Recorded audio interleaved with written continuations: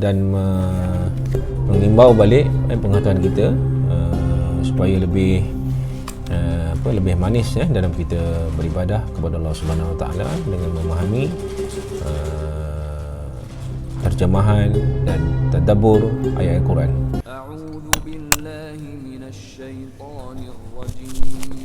Bismillahirrahmanirrahim. Assalamualaikum warahmatullahi taala wabarakatuh. Berkongsi sedikit tadabbur beberapa ayat suci Al-Quran Al-Karim, surah Al-Fatihah. Al-Fatihah sebanyak 7 ayat bermula daripada ayat yang pertama. Surah Al-Fatihah mempunyai 7 ayat, diturunkan di Mekah. Makna ayat pertama, dengan nama Allah yang Maha Pemurah lagi Maha Mengasihani. Yang kedua, segala puji bagi Allah, Tuhan yang memelihara dan mentadbirkan sekian alam. Yang ketiga, yang Maha Pemurah lagi Maha Mengasihani. Yang keempat, yang menguasai pemerintahan hari pembalasan, yakni hari akhirat. Yang kelima, Engkaulah sahaja ya Allah yang kami sembah, dan kepada Engkaulah sahaja kami memohon pertolongan. Yang keenam, tunjukilah kami jalan yang lurus. Yang ketujuh, iaitu jalan orang-orang yang Engkau telah kurniakan nikmat kepada mereka, bukan jalan orang-orang yang Engkau telah murkai, dan bukan juga jalan orang-orang yang sesat. Ayat 1 hingga 4 tadabburnya berkenaan dengan puji bagi Allah dan sifat-sifatnya.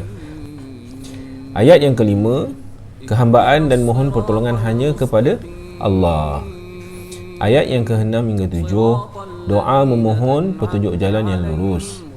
Surah ini bermula dengan Bismillahirrahmanirrahim. Maka memulakan sesuatu dalam hidup ini dengan menyebut nama Allah Subhanahu Wa Taala merupakan adab yang diwahyukan. Ini selaras dengan wahyu pertama, Iqra' bismi rabbikal ladzi khalaq. Bacalah dengan menyebut nama Rabbmu yang menciptakan. Bismillahirrahmanirrahim, dengan menyebut nama Allah yang Maha Pemurah lagi Maha Penyayang. Ini bermaksud menyebut nama Allah Subhanahu Wa Taala dalam setiap urusan dengan niat memohon pertolongan daripadanya. Ini kerana Allah Subhanahu Wa Taala bersifat Maha Perkasa terhadap setiap sesuatu. Setiap perkara yang kita mahu lakukan juga perlu dimulakan dengan kalimah Bismillah. Jika tidak dibaca, maka akan terputuslah keberkatannya. Sesungguhnya Allah Subhanahu Wa Taala telah mendidik Nabi Muhammad sallallahu alaihi wasallam agar melakukan segala pekerjaan dengan dimulai dengan nama-namanya yang mulia. Juga dijadikan perbuatan itu sebagai sunnah bagi sekalian makhluk, sama ada melalui percakapan, surat, kitab dan hajat-hajat. Alhamdulillahi Rabbil Alamin. Segala puji bagi Allah, Rabb alam semesta. Perasaan memuji Allah Subhanahu Wa Taala adalah satu rasa istimewa yang akan memenuhi hati seorang mukmin apabila menyebutnya. Terdapat perbezaan di antara alhamdu dan juga al-syukru. Alhamdu adalah pujian yang khusus untuk Allah Subhanahu Wa Taala. Selayaknya pujian itu ditujukan kepadanya, manakala al-syukru pula hanya dilafazkan selepas mendapat atau merasai sesuatu perkara. Maknanya, kesyukuran itu terbit hanya selepas mendapat asbab. Kalimah Alhamdulillahi Rabbil Alamin telah disebut sebanyak 68 kali di dalam Al-Quran. Perkara utama ialah apabila kita mendapat sesuatu nikmat, sebutlah Alhamdulillahi Rabbil Alamin, agar bila mana orang lain mendapat nikmat yang lebih, kita tidak akan berasa dengki. Ucapan Alhamdulillahi Rabbil Alamin ini adalah sangat bernilai. Ia lebih bernilai daripada apa-apa sahaja, termasuk apa sahaja perkara yang kita dapat, sehinggalah kita mengucapkan Alhamdulillahi Rabbil Alamin.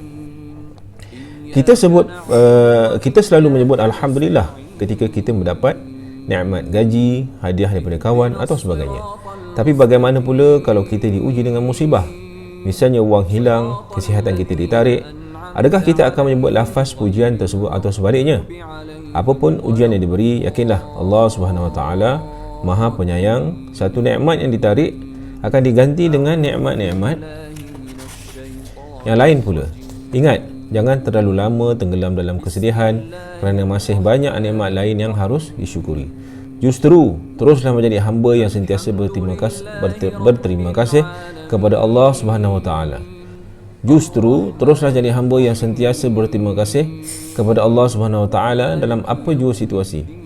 Jangan berhenti menyebut Alhamdulillahirabbil alamin, kerana lafaz inilah yang akan menunjukkan yang kita ini hamba yang bersyukur.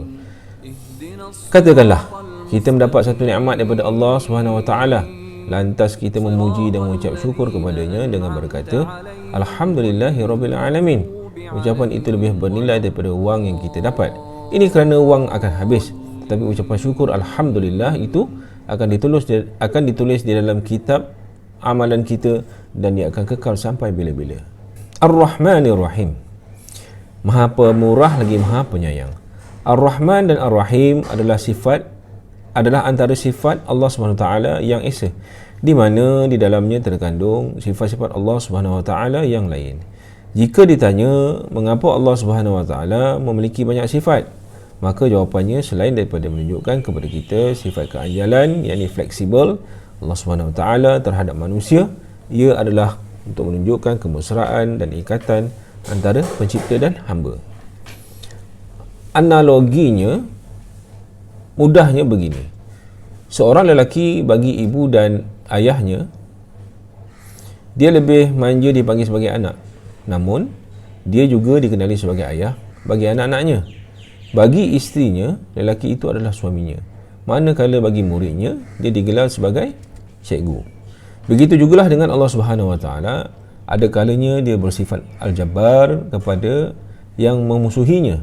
Dia juga bersifat Ar-Rahman kepada manusia yang sentiasa bersyukur, dan bersifat Ar-Rahim kepada para mukminin.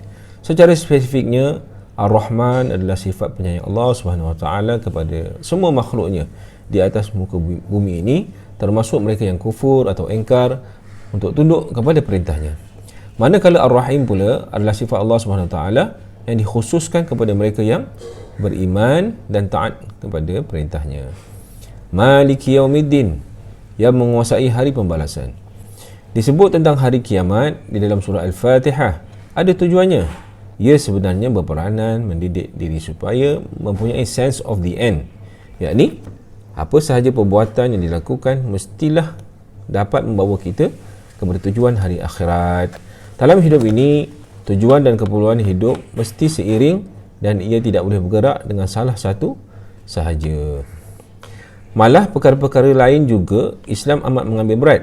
Misalnya, orang Jepun memang sudah diketahui umum bahawa mereka adalah bangsa yang sangat menjaga masa sejak dahulu lagi. Apa lagi tentang kebersihan? Kalau tidak, tak mungkin mereka menjadi salah satu pilihan destinasi pelancongan orang ramai sehingga ke hari ini. Orang Jepun juga sudah mempunyai keperluan yang cukup sehingga tidak perlu kepada bantuan lain lagi. Namun, tiba-tiba datang seorang pendakwah yang mahu memperkenalkan Islam kepadanya. Katanya, Islam amat prihatin terhadap menjaga waktu. Begitu juga dengan urusan kebersihan. Secara logiknya, untuk apa mereka menerima Islam? Kerana mereka sebenarnya sudah Islam sebelum mereka diislamkan. Disebabkan perkara ini, maka datangnya konsep tujuan hidup atau juga dinamakan sense of the end, yakni setiap perkara yang dia buat hanyalah untuk Allah Subhanahu Wa Taala. Inilah yang harus ada dalam diri seorang yang beragama Muslim. Jika perkara itu tiada, maka setiap perilaku yang dibuatnya hanyalah sia-sia. Sebenarnya inilah yang menjadi sokongan dan dorongan utama kita untuk terus bergerak mencari kehidupan hidup yang lebih sempurna di akhirat kelak. Seksyen yang kedua, ayat yang kelima, sentiasa ada jiwa hamba. Tidak ada ibadah kecuali ditujukan kepada Allah Subhanahu Wa Taala semata-mata, dan tidak ada isti'anah, yakni memohon pertolongan, kecuali kepada Allah Subhanahu Wa Taala sahaja. Inilah tuntutan daripada ayat Iyyaka na'budu wa iyyaka nasta'in. Hanya engkaulah yang kami sembah dan hanya kepada engkaulah kami meminta pertolongan. Dalam sebuah hadis kursi daripada Abu Hurairah radhiyallahu anhu, sesungguhnya aku pernah mendengar Rasulullah sallallahu alaihi wasallam bersabda, Allah Subhanahu wa taala berfirman, aku telah membahagikan as-salah, yakni nama lain surah Al-Fatihah, kepada dua bahagian antara aku dan hamba-Ku. Untuk hamba-Ku apa yang dia mohon. Dalam ayat 5 ini, bahagian pertama kita telah membaca hanya kepada engkau kami sembah. ini menetapkan kepada kita apakah tujuan hidup kita. Kemudian kita terus membaca bahagian ayat keduanya pula, dan hanya kepada Engkau kami mohon pertolongan. Apakah kaitan antara dua ayat ini? Apakah kaitan antara dua ayat ini? Kita telah sebutkan bahawa tujuan hidup adalah beribadah, yakni ubudiyah kepada Allah Subhanahu Wa Taala. Namun kita tidak dapat capai tujuan itu tanpa pertolongannya, kerana kita adalah insan yang sangat lemah. Sebab itulah selepas kita membaca ayat pertama, kita terus sahaja mengaku pada ayat kedua, di mana kita tidak boleh mencapainya tanpa pertolongan Allah Subhanahu Wa Taala. Di situ terang-terangan kita telah mengakui kelemahan diri walaupun hanya untuk beribadah kepada Allah Subhanahu Wa Taala. Justru janganlah berasa diri kita ini kuat beribadah disebabkan kehebatan diri, tetapi ketahuilah itu adalah taufik daripada Allah Subhanahu Wa Taala. Ayat yang ke-6 hingga 7, doa memohon petunjuk jalan yang lurus. Ihdinas siratal mustaqim. Ini segmen yang ketiga ya. Ihdinas siratal mustaqim, pimpinlah kami ke jalan yang lurus. Sebagaimana firman-Nya, setengah untukku dan setengah lagi lainnya untuk hamba-Ku, dan bagi hamba-Ku apa yang ia minta. Ayat ini sebenarnya merupakan doa yang dipanjatkan setelah hamba-Nya mempersembahkan segala pujian kepada Allah Subhanahu Wa Taala. Yakni ayat pertama hingga keempat. Diikuti dengan pengiktirafan rasa kehambaan dan ketulusan dalam beribadah dalam ayat yang kelima. Ayat ke-6 dan yang ke-7 pula adalah akuan permohonan kepada Allah Subhanahu Wa Taala agar mendapat bimbingan. Perkara ini merupakan keadaan yang sempurna bagi seorang hamba yang memohon sebarang permintaan atau pertolongan. Setelah dia memuji Allah Subhanahu Wa Taala, kemudian memperakui komitmennya sebagai hamba, akhirnya dia memohon keperluan diri dan saudara seakidah dengannya. Demikianlah merupakan cara berdoa yang baik. Di dalam doa Nabi sallallahu alaihi wasallam dan doa-doa yang lain, kita akan lihat bagaimana sebelum memohon sesuatu, Nabi SAW akan memuji Allah SWT dengan pujian yang indah-indah, kemudian barulah baginda berdoa. Maka kita juga dikehendaki untuk mengikuti apa yang Nabi SAW ajarkan itu. Surah Al-Fatihah ayat yang ke-6 ini adalah satu permohonan dan ia merupakan sebuah doa yang besar. Nabi SAW juga telah mengajar kita satu doa yang maknanya hampir sama dengannya. Allahumma inni as'alukal huda wa tuqa wal iffata wal ghina. Ya Allah, aku memohon kepadamu petunjuk, ketakwaan, penjagaan diri, yakni dari segala keburukan, dan kekayaan hati, yakni selalu merasa cukup dengan pemberianmu. Kita memerlukan Allah, pertama, agar diberi kelangsungan hidayah. Yang kedua, agar diberi kemantapan iman, dan yang ketiga, agar diberi keteguhan hati. Ingat, walaupun kita sudah beragama Islam, tetapi kita masih lagi memerlukan hidayah dan taufik daripada Allah Subhanahu Wa Taala. Ini kerana orang yang bahagia adalah orang yang diberi taufik oleh Allah Subhanahu Wa Taala untuk memohon kepadanya. Kita ini bukan hanya meminta sekadar ditunjukkan jalan sahaja, tetapi kita mahu Allah Subhanahu Wa Taala pimpin kita hingga ke syurga. Ulama tafsir mengatakan perkataan pimpinan di dalam ayat ini adalah seumpama pimpinan ayah kepada anak yang baru belajar berjalan. Tentunya ayah itu akan sentiasa menjaga anaknya walau dalam apa jua situasi. Jika si ayah melihat anaknya seperti mahu rebah, ayahnya sudah bersiap sedia untuk memegangnya. Kita berharap semoga Allah SWT terus memperkenankan doa kita untuk berada di jalan yang lurus dan tidak ada yang selainnya. Siratal ladzina an'amta 'alaihim ghairil maghdubi 'alaihim waladdallin. Iaitu jalan orang-orang yang telah engkau beri nikmat kepada mereka, bukan yakni jalan mereka yang dimurkai, dan bukan yakni pula jalan mereka yang sesat. Ayat ini menjelaskan apakah jalan lurus seperti yang telah disebut dalam ayat sebelum ini, supaya benar-benar jelas dan tidak ada yang salah guna, dan supaya tidak ada yang dengan senang mendakwa jalan mereka lah yang paling lurus. Memang ramai yang beragama Muslim mengatakan jalan mereka lah jalan yang lurus, sehingga kita jadi keliru. Jadi bagaimana nak tahu siapakah sebenarnya yang berada di jalan yang lurus itu? Sebenarnya Allah Subhanahu Wa Taala telah mengajar kita melalui ayat ini untuk membandingkan jalan itu dengan jalan orang dahulu yang telah selamat. Ini kerana mereka yang telah melalui jalan itu telah mendapat pujian daripada Allah Subhanahu Wa Taala. Orang yang diberi nikmat oleh Allah Subhanahu Wa Taala disebutkan dalam firman-Nya yang bermaksud, dan barang siapa yang mentaati Allah dan Rasul-Nya, mereka itu akan bersama-sama dengan orang-orang yang dianugerahkan nikmat oleh Allah Subhanahu Wa Taala, iaitu para nabi, para siddiqin, orang-orang yang mati syahid, dan orang-orang yang soleh. Dan mereka itulah teman yang sebaik-baiknya. Semua itu adalah kurnia daripada Allah Subhanahu Wa Taala, dan Allah Subhanahu Wa Taala Maha mengetahui. Surah An-Nisa ayat 69 hingga 70. Jadi insya-Allah sedikit kupasan tadabbur daripada surah Al-Fatihah. Ramai di antara kita yang dah tahu kan terjemahan surah Al-Fatihah. Al-Fatihah sebanyak 7 ayat, bermula daripada ayat yang pertama. Surah Al-Fatihah mempunyai 7 ayat, dibaca sebanyak 17 kali. Ia adalah satu rumusan daripada satu kitab Al-Quran. Dalam surah Al-Fatihah tu ada 3 segmen. Yang pertama, segmen daripada ayat yang pertama hingga yang keempat tu adalah puji bagi Allah dan sifat-sifatnya lah. Alhamdulillahirrabbilalamin, Ar-Rahmanirrahim, Maliki Yawmiddin. Dan ayat yang kelima dia adalah segmen kehambaan dan mohon pertolongan hanya kepada Allah, hanya kepada Allah.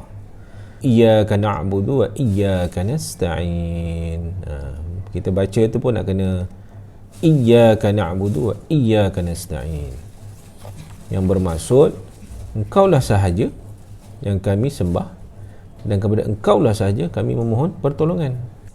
Ayat yang ke-6 hingga 7, ayat ke-6 hingga 7 ini segmen yang ketiga, iaitu jalan orang-orang yang engkau telah kurniakan nikmat kepada mereka, bukan jalan orang-orang yang engkau telah murkai, dan bukan pula jalan orang-orang yang sesat. Iaitu Allah SWT jelaskan di dalam surah An-Nisa, surah An-Nisa, dan barang siapa yang mentaati Allah dan Rasulnya, mereka itu akan bersama-sama dengan orang-orang yang dianugerahi nikmat oleh Allah SWT. Jelaskan dekat dalam ayat ni, An-Nisa ni, iaitu para nabi, para siddiqin, orang-orang yang mati syahid, dan orang-orang soleh. Dan mereka itulah teman yang sebaik-baiknya. Semua itu adalah kurnia daripada Allah SWT, dan Allah SWT Maha mengetahui. So kita kena ikutlah apa amalan orang-orang yang soleh. Jadi insya-Allah mudah-mudahan dapat kita ambil pengajaran. Sekian, Assalamualaikum warahmatullahi taala wabarakatuh.